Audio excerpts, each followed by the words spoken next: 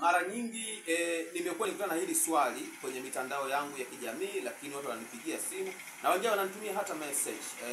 Nitabiri kuhusiana na mechi ya Simba na Yanga ambayo itachezwa tarehe 8 hapo kwenye uwanja wa Benjamin Mkapa.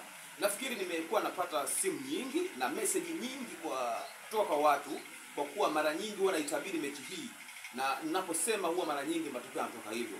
Mechi iliyopita tu nilitabiri na matokeo yakawa hivyo hivyo ambavyo mimi nilitabiri. Sasa ninachoweza kusema kwa sasa, ukiangalia Simba ilicheza na Yanga kwenye mechi iliyopita, si Simba hii ambayo tunaiona sasa hivi. Simba imeimarika, imekuwa na ingizo jipya la Elie Mpanzu ambaye kwa ukubwa wake amekuja kuibadilisha kabisa ile speed ya Simba. Simba inacheza mpira mkubwa, inajiamini, inashambulia na inakimbiza. Lakini vile vile pia Yanga Aziz Ki hakuwa kwenye form mechi iliyopita, lakini kwa sasa amerudi, yuko kwenye form na ndio muuaji siku zote. Anacheza mpira vizuri, anajiamini, lakini pia wana Pacome, wana Maxim Tengeni, wachezaji ambao wanaweza kubadilisha matokeo muda na saa yote. Nafikiri silaha kubwa ya Yanga huwa ni viungo, kwa maana pale katikati wao wanakuwa na mtu kama Mudathir Yahya basi, lakini Khalid Aucho. Kama tutafanikiwa kuwazuia hao vizuri kwenye eneo hilo, nadhani Simba anaweza kaibuka na matokeo. Lakini vile vile wasahau Simba nao silaha yao kubwa kwa sasa ni viungo hao ambao pale kuna Yusuf Kagoma na Fabrice Ngoma Luamba.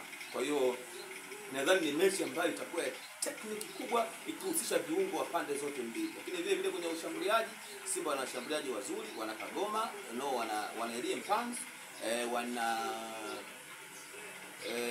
Ateba, lakini vile vile Yanga wana Pacome, lakini pia wana Prince Dumelelo Mpumelelo Dube. Kwa hiyo naona ni mechi ambayo itamalizika kwa ushindi wa 2-1. Kwa maana Simba atashinda goli 2-1. Na atashinda goli 2-1 kwa nini? Atashinda goli 2-1 kwa sababu kwanza Simba anataka kufuta uteja wa kufungwa na Yanga kwa mechi karibia 3-4 mfululizo. Lakini pili, Simba anahitaji ubingwa zaidi kuliko Yanga ambaye ameshachukua ubingwa karibu mara 3 mfululizo. Kwa hiyo naona ni mechi itakayomalizika kwa 2-1, Simba atashinda goli 2-1. Na naona mechi hii sasa itaamuliwa kipindi cha pili. Nakiona kipindi cha kwanza kitakuwa kigumu sana. Naona hakuna mtu ambaye anaweza kaongoza ile mechi kwa kipindi cha kwanza. Lakini kipindi cha pili ndio kitaamua nani ashinde mechi hii. Kwa upande wa mabeki sina shaka kabisa. Beki za Yanga ziko vizuri, lakini ile beki za Simba ziko vizuri. Labda hofu ni endapo Shemalon Fondo atakuwa amerejea akiwa hayuko katika fomu au akalazimishwa kucheza ili hadi hajapona vizuri. Hiyo inaweza kuwa dosari, sababu ile mechi si ya kujaribu mchezaji. Lakini kwa upande wote naona mechi itakuwa nzuri. Kwa refari wameniuliza, nikasema Rajiga ni refari mzuri.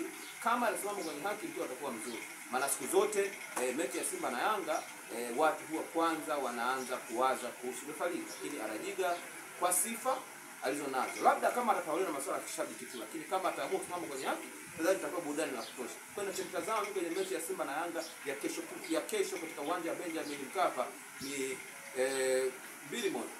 Simba atashinda goli 2-1. Save hii. Simba atashinda goli 2-1.